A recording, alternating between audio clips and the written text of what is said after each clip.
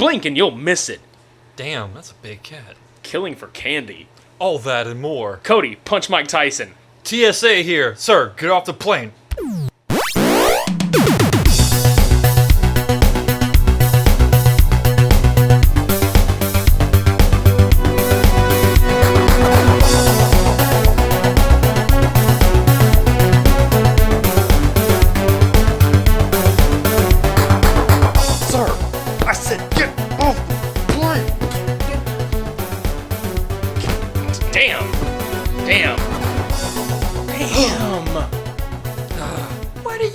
To him, he didn't listen. Oh my god. I've seen people get dragged down the aisle like that at weddings too. Yeah, the groom. Yeah.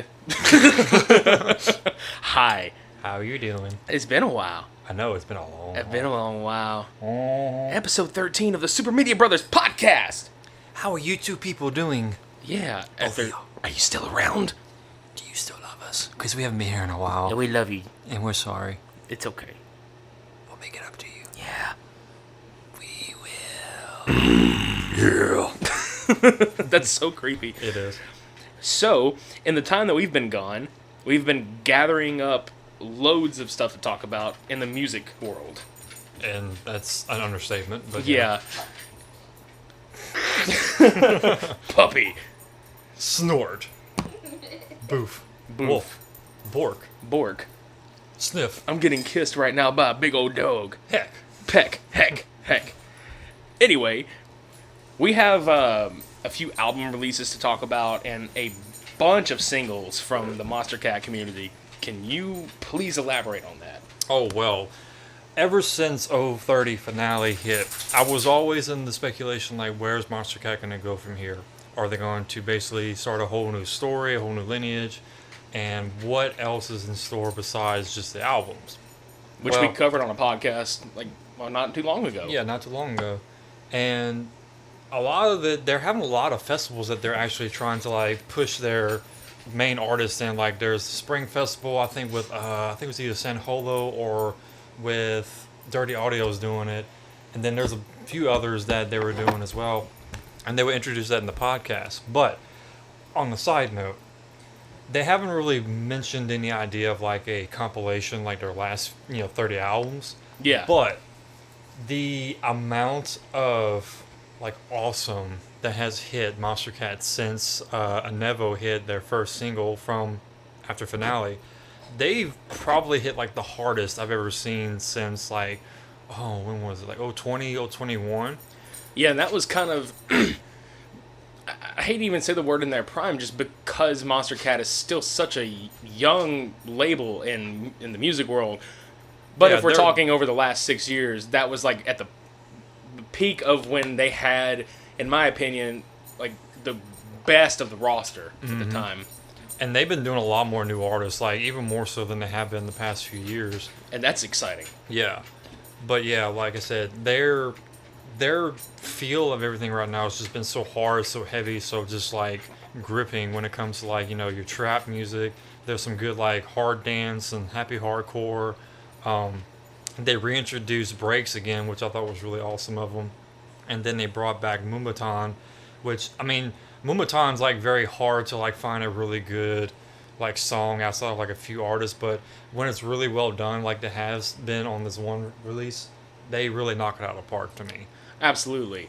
What I've really enjoyed a lot, like you just said, has been the how do I put this? Just the variety of genres that have come out. Because there was a while where we got a lot of trap, and where we got a lot of future bass. Yeah. Oh my God, there was a lot of future bass. Yeah, 022 was like a future bass, like heavy. Yeah. But, I mean, between the artists that we were discussing before we started rolling on this, I mean, honestly, man, between them bringing back Muzzy and, of course, Aerochord's still kind of here and there, Pegboard Nerds kind of going back to their roots, and then... Which I'm thankful for. Absolutely, and then newer artists like Dumu and Tokyo Machine. It's been really cool to see this label just get better. Yeah, get more diverse, like... I had mentioned like 3 artists earlier, or 3 of the singles so far, but I think there's actually like 5 of them now that I think about it that I'm tied to the most. My main one being Slips and Slurs and Holly's Turmoil. Like, ever since I heard Malicious by Slips and Slurs, I've been more excited about him as an artist because that was more of his like faster pace, more of his like a hard hitting song. And then over the releases, he's been knocking them out of the park. Well, he basically did, nothing less of, amazing with Turmoil because it's just that really hard hitting hip hop trap kind of feel to it. Really good rap vocals and not really like full on fledged lyrics, but pretty good like solid hip hop rap feel to it. You know who I was really really excited about and I didn't expect was Nitro Fun. Mm-hmm. I did not expect that at all because we haven't heard from Nitro Fun in a really long time. Not on Monster Cat at least. Yeah, he was back when Hyper Potions, I think, because they had that song Checkpoint. Yep. No, there was another one I was gonna throw out there that I really liked. Well, I'm gonna throw one of my favorites too. Keizo this time. That threw me for a loop because I never knew who Keizo was, but just hearing that hard dance genre kind of like flipped for a little like loop there. Yeah.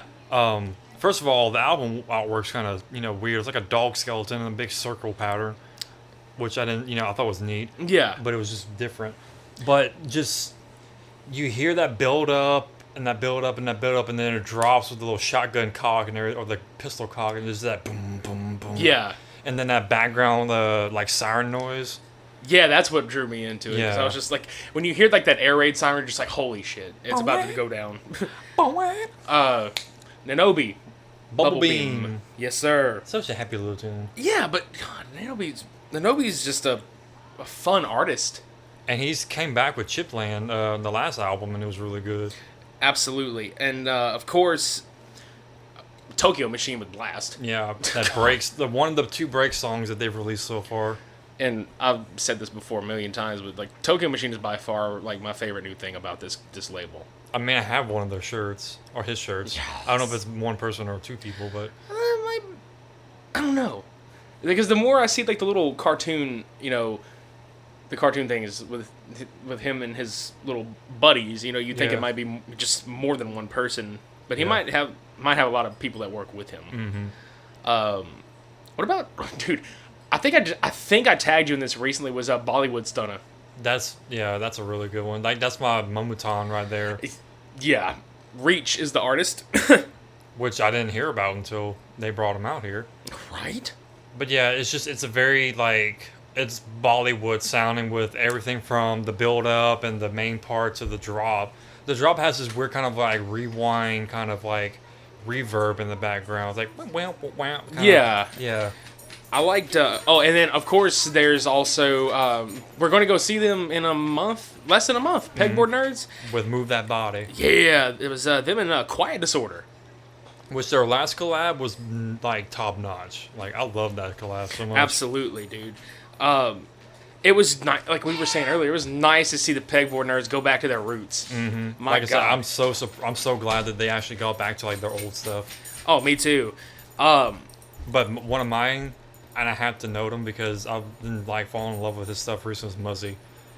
Spectrum. Yes. Just because it has the melodic, like soft build up, and then it just hits with that D&B goodness that he brings to the table. The D&B. Yeah, that D&B. Dunkin' Blow Nuts. Give me some nuts. Nuts. These nuts. As soon as that bass hit, just get some of these nuts. Dropping the balls. You done? No. Okay. I'm never done. Continue. Dropping the balls and the balls. No, I'm just kidding. No, I'm done. I think I'm done. Darren Styles. I mean, it's a good track. I mean, I'm not a real big fan of Darren Styles, to be honest. Like, I can dig like the happy dance or the happy hardcore, whatever it's called, but I don't know. I'm just not a big like fan of his work, to be honest. There was Starship by Grant. That one was beautiful. Like Grant's been doing really good since he became just Grant, not Bowtie. So. Then we also had, if I can find it, Dirty Phonics and Bass Nectar. That's one of my favorites. Yes, sir. That Watch Out. Yes. Mm-hmm. Yes, sir. That very like reggae drum step kind of sound. That's why I really gravitated towards that one, because I like reggae in general. And I think like the Raga Twins is kind of like the Lil Jon of EDM because anytime you hear them, they're just like, oh, yep. What? Yeah. Kind of sounds. Okay. Yeah. They're just like a name that just sticks their voice out there every time a song pops. Like, oh yeah, we're Raga Twins. Yeah. Drop it. It just reminded me of that the Dark Knight interrogation parody. Mm-hmm. What? What? What was that? No, look. Okay, it's not the Joker. All right, my name is Steve. I'm a clown. I think you have some serious control issues. Any standouts besides the one we just mentioned? Oh, what was I just thinking of earlier? Let's see. Keizo, Pegboard, Tormo, Raga Twin, blah, blah, blah, blah, blah. I can't think right What now. about Glacier, the Neos? I like that one because they had a lot of that funk in there. Especially with, funk. Yeah. I mean, it was a future-based song, but I felt there was more of that future funk, basically. Did we cover... Excuse you.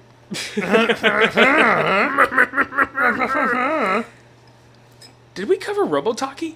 That was in the last episode. That's right. last I album. love that song, though. Yeah, they don't bring techno much out, though. Yeah, but it's good. That was really, like, well done. Yeah. Oh, Borneo, Is that the one? Area Chord, and Wolfgang. Okay, I was waiting on that one. That was a very experimental sound, but I really enjoyed just that feel of like that jungle sound, that vibe that they gave. Well, when it's done right, you know. Mm-hmm. Is there anything else from the Monster Cat community that we've not touched on? I mean, like I said, they just went up with the touring everywhere, doing the festivals, and I think they're doing something major on the 12th of May, if I'm not mistaken. Because they had that logo, Florida? that redesign. I think so. But there's some like redesigned logo picture, and it's like the 12th of May. I think they're going to Florida. I've been seeing that here and there on Facebook. Mm-hmm. So yeah, they got something. Which I'm jealous. Yeah. I've got some friends in Florida.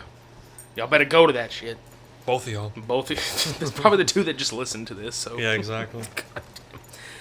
I actually came across, actually like 3 of these artists I've been listening to. One of them I knew about, but didn't expect to happen, because there was no news on it. Let's see, was it 2017? So, okay, back in 2014 or 15, the 3 members, Tony Kamal, Adrian Young, and, oh god, why am I brain farting right now? I was doing the same thing earlier. I feel dumb. Don't feel dumb. We'll I feel do dumb feel, together. but I feel dumb. I don't want to feel dumb. Tom Dumont. The 3 remaining members of No Doubt. And like, not that they're remaining, but I mean, obviously Gwen Stefani is not going back anytime soon. There's no doubt about that. There's no doubt about that. Because she's just a girl. Mm-hmm. Don't spit your coffee. Walking in the Spider-Verse. Well, they decided that they wanted to... Don't speak. You told me not to. Well, while she is pursuing her solo career, the 3 of play them... Shelton's ass. That's right. Bitch. The 3 remaining members of No Doubt decided they wanted to cause a little havoc, if you will. They had a dream. They did have a dream, and it was in a car. Yeah. But they announced that they were going to be partnering up with Davey Havoc of AFI for a special project, and then they disappeared. Yeah. And we recently found out, as of 3 weeks ago, what they did. Were doing. Yeah. They put out a single called Kill for Candy, and the name of their band is Dream Car. Mm-hmm. And my God, it has the 80s written all over it. The 80s juices everywhere, all over the walls, But- all over the hotel. But what I like about it is that you could hear that influence in No Doubt when they did when they covered It's My Life, and especially on Rocksteady here and there, you would hear like certain, like, you heard a lot of reggae stuff, but then when they would start doing like their covers and things, you could hear where the rest of the band really wanted to go, but they didn't. Yeah. So I wanted to go this way. but we didn't. but we didn't. And So here's a then, fool. but my God, like, I was thinking, what is this going to sound like? Because my first thought was, okay, is it going to sound like No Doubt with Davey Havoc's vocals on it? It didn't sound like that. Not even close. No, it is like the just the 1980s have been reborn. Like seriously, Kill for Candy has such a catchy chorus to it and such a great just drive to it. Mm-hmm. I remember like showing you that, and you sent me back like holy, like you were freaking excited about it. Oh yeah, I mean, just like I told you earlier, his vocals just complement that genre of like music so well because you can definitely hear the old like AFI sound whenever he's singing certain aspects of songs, but they're I guess the age kind of made it a lot more pristine when it comes to just like the synthesizers and just that overall like kind of like night vibe. I guess you can feel It really does have that kind of feel to it. It's kind of like a souped up Duran Duran and The Cure. that is true. Now that I think about it. And they oh god, they just released footage of their first performance as a band together, like live. God, I can't remember what they covered NXS. Mm-hmm. Like they covered a song by them, and they also covered Moon Age Daydream by David Bowie, which obviously Davey Havoc is like he in this group he's very flamboyant. Mm-hmm. Just watching some of their live stuff. But the video for Kill for Candy, I had to kind of step back and be like, man, I didn't really care for the pencil stash he was rocking. No. That was a little... little bit pedophilia. Yeah, it was not cool. Creeper. Yeah, but the rest of it, though, I can appreciate the rest of it. Mm-hmm. Like, if you guys out there listening want to check it out, like, go check out Dream Car Kill for Candy on YouTube, and you'll find the music video. A lot of it is shot looking like it's on a GoPro, because it's, POV from the rest of the guys in the band. You'll get perspective from all of them either singing or playing an instrument. Most def. Yeah, but the album is self-titled. If you pre-order it now, you'll get Born to Lie and All of the Dead Girls, which are the other two tracks they've released so far. And it comes out May 12th. Ironically, the same time Monster Cat's doing this. Yeah, that's what I was... It's kind of weird. That was really weird because like some of these things we were putting together have a lot of the similar release dates, either in the month or the date. Mm-hmm. The other three that are coming out, Birthday Massacre actually has been doing... Let's see, they did their last album, I think they did it on Indiegogo.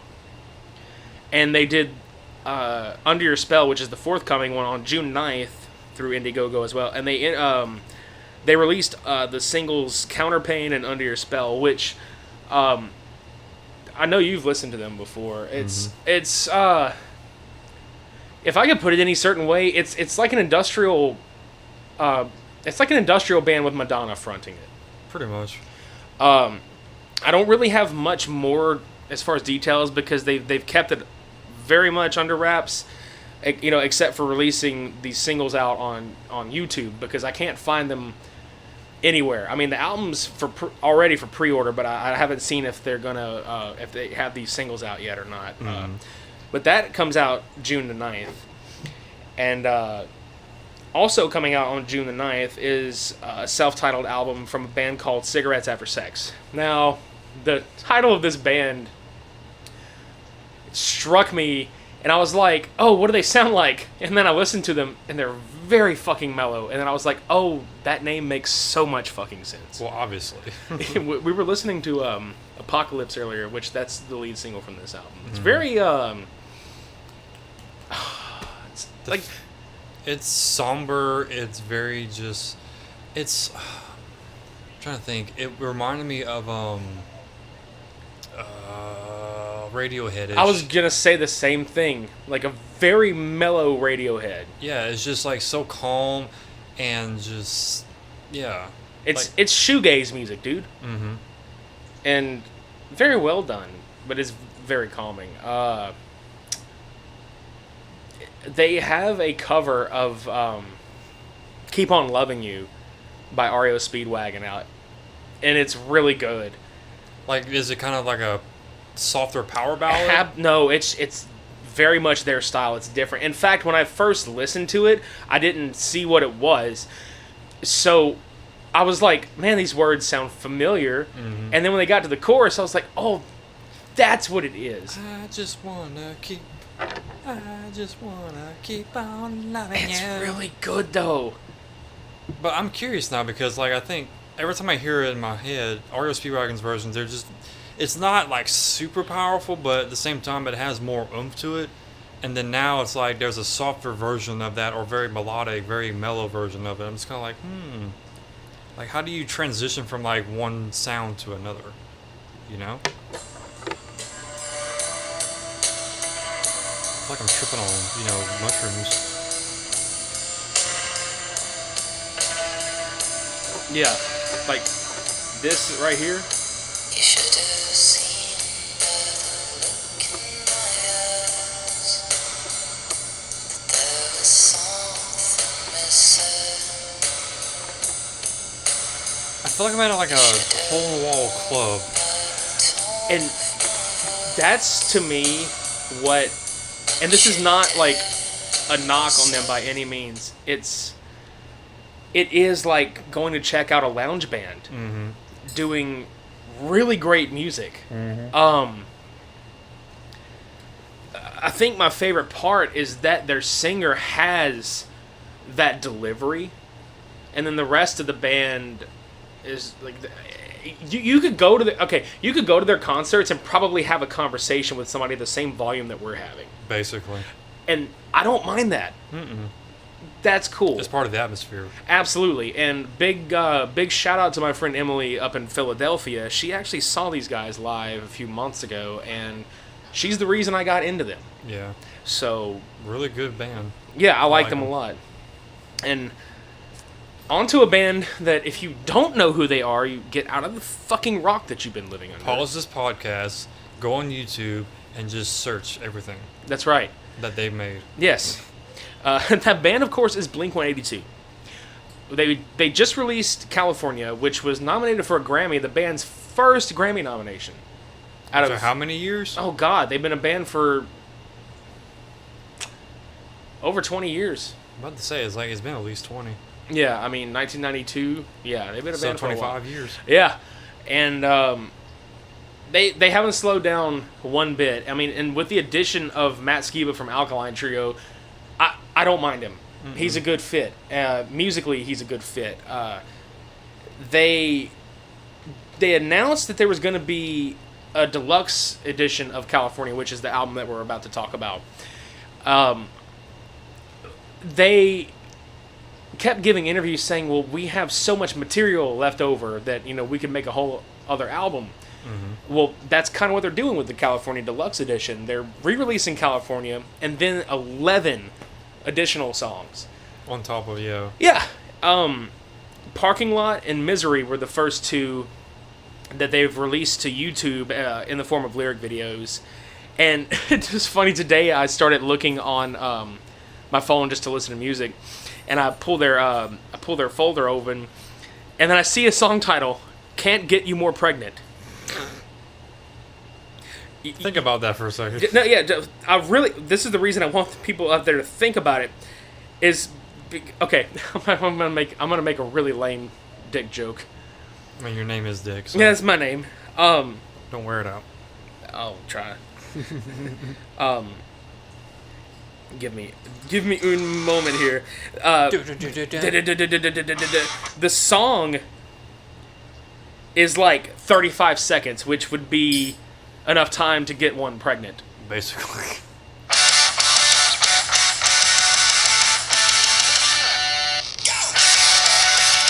That old school SoCal punk. Yeah.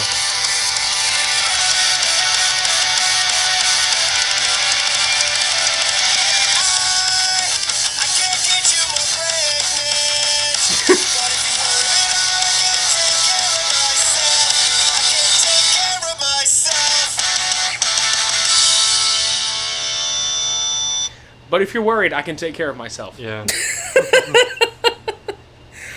Hope we don't get sued for playing a whole song. Yeah, literally. We only played like 28 seconds of it. I think that was all of it, though. Yeah. Well, most all of it. What cracks me up is on the original release was Bohemian Rhapsody, and it's like a 16-second, 30-second song, something like that. Yeah, it was really short. Yeah. Short. Yeah. Anyway, no. The reason I'm excited about this is because it's basically a whole new album. It's pretty much an entire new album from them, and I've only ever heard like just good things from it. I mean, we got Bored to Death. We got she's out of her mind, but I was worried that it's a re-release, and most bands just kind of dump crap all over their re-releases and stuff like that. But the songs that they put out so far are actually really good. So I think that's really what sold me on it. I was going to buy it anyway just because I'm a fan, but Yeah. that's what sold me on it was the fact that We're gonna put more music out there. yeah, and I mean 11 songs. I mean that is in a whole here's a whole album, but they're selling it for the cost of one album. Mm-hmm. So Yeah, that's even better. absolutely. That comes out May 19th. Every one of these albums are available on iTunes. Every song that we mentioned about Monster Cat, I am assuming, is available on iTunes. Yeah, Google by Play. now, yeah. Yeah. And speaking of iTunes, we're available on iTunes. Definitely. We are also now available on Google Play. So anybody out there that uses Android can go find us on Google Play. If that doesn't work, because I am an Apple user, so I don't really know how to find us on Google Play, sadly. There's also SoundCloud. Mm-hmm. We're on SoundCloud. Go check out our Facebook page. We just put up a new header today, and it was very 80s. Very pop, very, electricity, very everything. Very, it was just very, very, very. Go get everybody to like us and follow us and all that jazz. Yeah. So we're back, and we're gonna try to do this a little more constantly, possibly. Yeah. Got anything else, good sir? Nah, I'm pretty dried out. Oh, you pretty dry. Ew. Yeah, that's all It's over like, the it's floor. like a snail with salt all over it. Ew.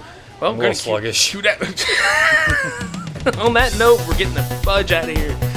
Okay, that was Monster Massacre in a California Dream Car. Yeah.